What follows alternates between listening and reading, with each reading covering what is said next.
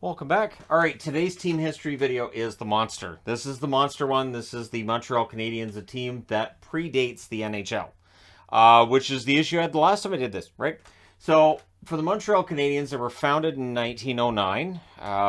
They're Montreal named teams that won championships. Prior to that, the Montreal Wanderers had a few of their own. And so, yeah, Montreal's pretty well versed in all things Stanley Cup up until 1993. And that's the real question mark with Montreal is, can they be the next Canadian team to win a Stanley Cup? It looked like last year they might go on a bit of a surprise run and maybe win it. They didn't, but they got close. And so for Montreal, this is a team with an incredible history. It is really hard to reach their top 10 in scoring. There are a couple of players who might in their careers, but again, it's a might because it's so hard to get that many points. Guy Lafleur is the all-time leading scorer for Montreal. 961 games played, 518 goals, 728 assists, 1,246 points. Not bad. Jean Beliveau, 1,125 games played, 507 goals, 712 assists, 1,219 points. Again, not bad. Then you've got Henri Richard is number 3 on the list, 1,258 games played. Just played forever. 358 goals, 688 assists, 1,046 points. And then Maurice Richard, who played only 978 games in his career in Montreal, 544 goals, 422 assists, 966 points, and all things goal scoring in terms of fame date back to Maurice Richard or somebody else who's in this top 10 list as well. Larry Robinson, 1,202 games played with Montreal, 197 goals, 686 assists, 883 points. Just insane. Then you've got Yvan Cournoyer, 968 games, 428 goals, 435 assists, 863 points. Jacques Lemaire, who as a coach, coached defense, but as a player, he could play offense. 853 games, 366 goals, 469 assists, 835 points. Steve Shutt. So again, just legends all over. 871 games played, 408 goals, 368 assists, 776 points. Bernie, Boom Boom Geoffrion. So this is, Boom Boom was the one that, slap shot, right? You like slap shots? Well, thank Boom Boom. 766 games, 371 goals, 388 assists, 759 points. And then Saku Koivu, who gets into the top 10, 792 games, 191 goals, 450 assists, 641 points. So that's kind of a pretty good list there. Montreal, impressive. Impressive. Very few out of that top 10 not in the Hall of Fame. And I don't know that there's any of the guys in the top 10 you couldn't make an argument for a Hall of Fame inclusion for, right? Now, their all-time wins leader is Carey Price. 361 wins for him, but you need over 200 wins to make the top 5. Jacques Plante, 314. Patrick Roy, 289. Ken Dryden, 258. Bill Durnan, 208. So, let's see. Hall of Fame, Hall of Fame, Hall of Fame, Hall of Fame. Price is the only one not in the Hall of Fame. I would think Carey Price is pretty safe in the idea that he's going to make it into the Hall, and we can have the debate about whether he belongs there or not when it happens, but he's going to make it into the Hall. The one question I have now with Price is, due to his issues with injury, does he reach 400 wins in his career? He's 39 away.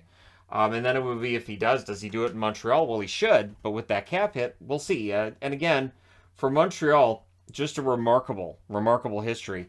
And retired numbers tell you there have been a lot of legends. The number 7 of Howie Morans has been retired. Maurice Richard's number 9. The number 4 of Jean Beliveau. The number 16 of Henri Richard. The number 10 of Guy Lafleur, the number 2 of Doug Harvey, the number 1 of Jacques Plante, the number 12 of Dickie Moore and Yvan Cournoyer, number 5 for Bernie Geoffrion, Boom Boom, right? Number 18 for Serge Savard, number 29 for Ken Dryden, number 19 for Larry Robinson, number 23 for Bob Gainey, number 33 for Patrick Roy, number 3 for Emile Bouchard, number 16 for Elmer Locke, and then number 5 gets retired again for Guy Lapointe. So really, just absolutely remarkable, ridiculous list. Steve Shutt's not on the board. It's one of those interesting ones. Neither Jacques Lemaire. But you have to have numbers. These players have to, at some point in time, maybe Montreal players just have letters there instead of numbers. Yeah, no, he's number L because we ran out of numbers. Every number got retired. So playoffs since 2000 shows that this team, as great as their history is, they've had trouble with sustained success. 2002, the first time since 2000 for them to make the playoffs. They lose in the second round against Carolina in 6. 2004, they lost in the second round again. This time it was a sweep at the hands of the Tampa Bay Lightning. 2006, they lost in the first round in 6 games against the Carolina Hurricanes.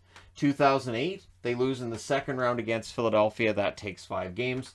2009, they lost in the first round against Boston in 4 straight. I'm going to be completely honest, probably my favorite series I've ever watched.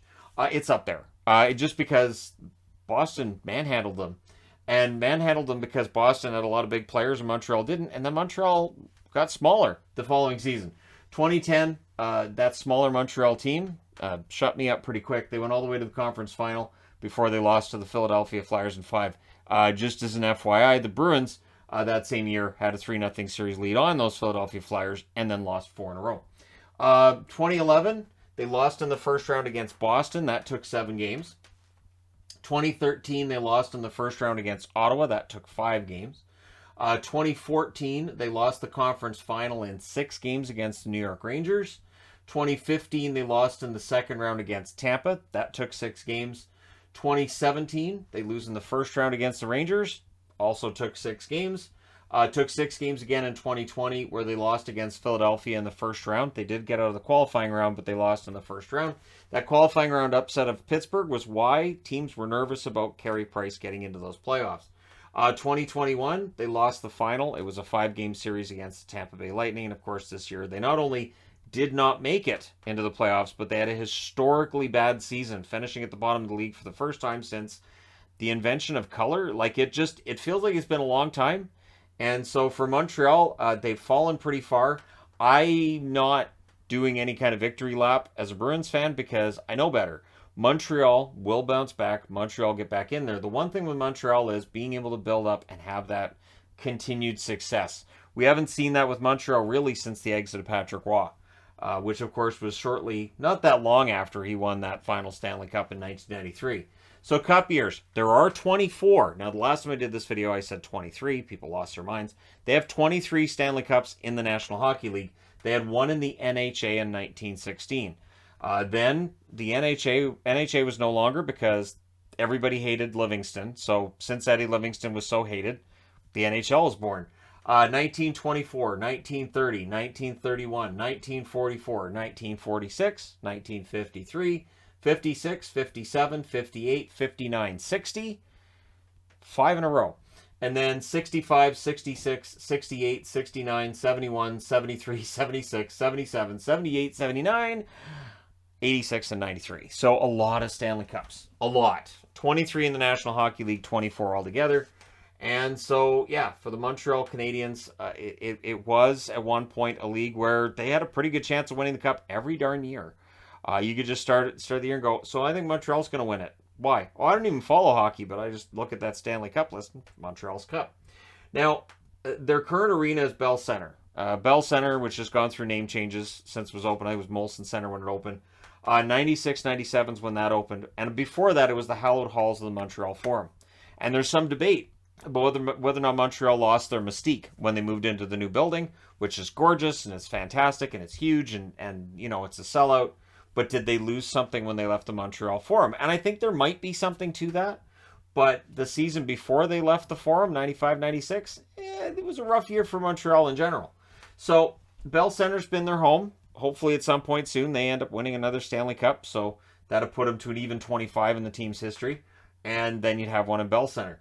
Their coaching history, for a team that's played for so long, they only have 28 coaches.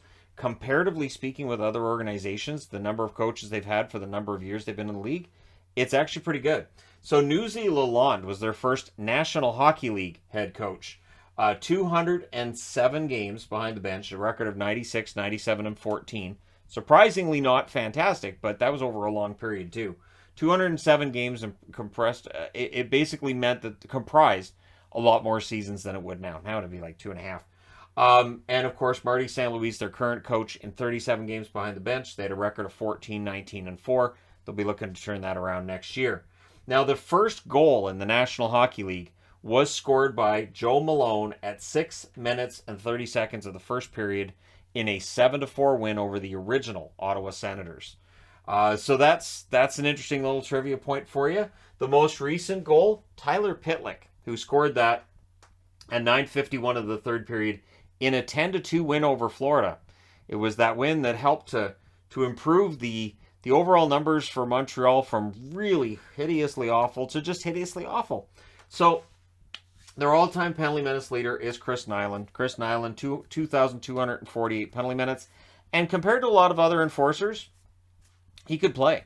When he ended up in Boston, they put him in an all-star game, which was weird. It was weird enough to see Chris Nyland in a Boston jersey. I'm surprised it didn't burn him because he'd been a Canadian that whole time and then goes to Boston. I'm really surprised he didn't just skate off and go, no, I'm not. I can't be a Bruin. But anyways, the season records, 60 goals has been accomplished twice by Montreal Canadian team members. First by Steve Shutt in 76-77, and then by Guy Lafleur in 77-78. Both of those Cup years. Assists, Peter Mahovlich sets a record with 82 in 74-75. For points, that's Guy Lafleur as well with 136 in the season of 76-77. Penalty minutes in a season, that's Chris Nyland. Nobody's touching this record. 358 penalty minutes in 84-85. I can't prove 320 of those were against Boston, but it wouldn't surprise me. Wins, Carey Price in a season had 44 wins in his 2014-2015 Magic season. Absolutely remarkable year for Carey Price that year. So, yeah, I mean, for Montreal, some interesting records here. Again, 2 players that have hit 60 goals. We'll see if anybody can break that. Looking at Cole Caulfield, there's the one guy in Montreal's organization that at some point in his career, maybe he does. Now, their best draft picks, and again, this is a lot of draft picks, so I wanted to go with ones that aren't first rounders. So first rounders aside, and guys like Guy Lafleur, who else did they get? So number 40 in 1981 was Chris Chelios. Chelios, absolutely fantastic defenseman throughout his very long career. 1979 drafting 44th, they draft Guy Carbonneau. Carbonneau, very good player as well. Hall of Famer like Chelios. 1998 at 162nd, they drafted Andrei Markov, who had a nice long run with the Montreal Canadiens. 216th in 1998 was Michael Ryder. So whoever was scouting for them at that point, those late draft picks were pretty solid. 1993 first. 1993 drafting 151st, they draft Darcy Tucker. In 2004, drafting 262nd, it was Mark Streit that they drafted there. 2010, drafting 147th, it's Brendan Gallagher. So Gallagher, a nice steal for them. 2014, 207th overall, Jake Evans. So Evans, who's currently in the Montreal lineup more often than not, it feels, and probably will be this coming year as well, drafted 207th. Drafted 226th in 1994 was Thomas Vokoun. Drafted 271st in 2003, an absolutely loaded draft, Jaro Halak. As loaded as that draft is, Halak would have gone ahead of 271st if you do a redraft. Now, the interesting thing is that in terms of draft steals, the list is relatively long, but again, this is from 1963 till now. The first round picks that didn't play 100 games, it's quite the list. So there's a lot of guys who didn't play at all. Now, keep in mind that back in the 60s, scouting wasn't what it is now. The draft wasn't considered to be anywhere near as important as it is now. 1964 at 6th overall, Claude Chagnon was drafted. Doesn't play a game. 1967 drafted 8th overall, Elgin McCann. Doesn't play a game. 1968 drafted 3rd overall, Jim Pritchard. He didn't play a game either. You got that right. 1968 drafted 2nd overall was Roger Belisle. And this is where Montreal had the allowance to draft twice. And it's about that whole French thing. It didn't really give them a huge advantage, to be honest. People talk a lot about how the draft was favoring Montreal and they have a right to extra picks, and it really didn't give them as much of an advantage as people might think. 1970, drafting 5th overall, Ray Martinyuk was drafted and never played a game. 1974, drafted 15th overall, Gord McTavish. He played 11 games in the National Hockey League. 1974, drafted 5th overall was Cam Connor. He played 89 games in the National Hockey League. And then we get back into the zeros. 1975, drafted 9th overall was Robin Sadler. No games for him. 1976, drafted 18th overall was Bruce Baker. No games in the NHL for him. 1981, drafted 19th overall, Jan Ingman. No games for him in the National Hockey League. 1982, drafted 19th overall as well. Alain Giroux, no games for him either.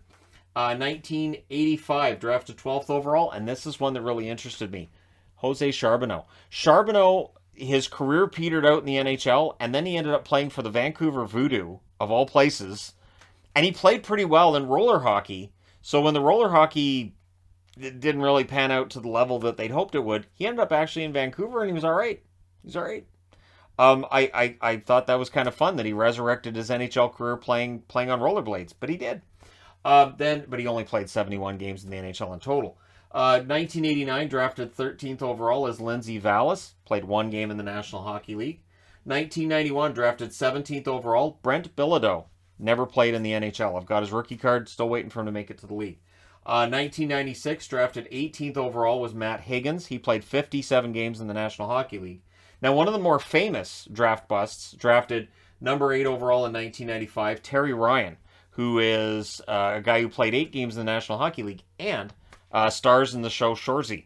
So I thought that was really funny. So I have Terry Ryan's book now. I'm going to go through it because his performance in Shoresy is just, it's fantastic. So, yeah, Terry Ryan's on the board. Number 16 in 1998 was Guy Chouinard. 90 games that he played as the number 16 pick. 2006, drafting 20th overall, they draft David Fisher. No games in the NHL for Fisher. Number 18 in 2009 was Louis LeBlanc, who played 50 games in the NHL, and his trade was an interesting story. At some point, I could get into that because it's interesting how LeBlanc's career just kind of never panned out. And so the argument can be made about whether or not to draft French players, and you could look at LeBlanc and go, well, they drafted French there, but again, it's got to be the right players too, right? 2014 drafted 16th overall was Nikita Sherbak, who played 37 games. For full transparency, the following year they also drafted Noah Juleson in the first round, who hasn't played 100 games, but because he's just been re-signed by the Canucks, because he does get into games here and there, there's still that possibility that he will play 100 games in the NHL. I'm less optimistic with Sherbak that that'll happen, and it doesn't necessarily happen with Juleson either, but I didn't want to throw him on the board and then have a couple years later people saying, well, wait, he played a bunch of games for the Canucks and he reached 100 games. So there you go. It is an incredibly interesting overall picture that the Montreal Canadiens paint when you look at this team's history. This team ran the league in the original 6 era, and while it's easy to kind of shrug that off and go, well, who cares? There were only 6 teams. Yes, but they ran it. They had all those Stanley Cups. It's not like the Stanley Cup was getting recycled amongst all the teams. Boston didn't win very many. The Rangers went a long time in between cups. So did Detroit. Chicago, long stretch without cups there. It's only 6 teams in the league. So I've now eliminated everybody other than Toronto and Montreal. That's how dominant the 2 Canadian teams were at that time. And it is impressive. And it is impressive to look at the rosters they put together and just how many Hall of Famers have worn a Montreal Canadiens jersey. It is a proud history. It's one they're trying to reestablish. I think they have a good chance with the brain trust they have in place now to start building up that sort of tribute to that legacy and a team that can live up to that legacy. Not easy though. It's not easy. It's a tough market. So I wish the Montreal Canadiens the best, and I mean that as a Bruins fan. Absolutely mean it. The league, and I always say this, the league's more interesting when Montreal is a good team. When the Canadiens are a good team, it is a more interesting league. But let me know your thoughts in the comment section below as always. Don't forget to hit like and subscribe if you're browsing your way through, you just happened upon this video. And hey, thank you guys so much for watching, for all your support. I will talk to you again soon.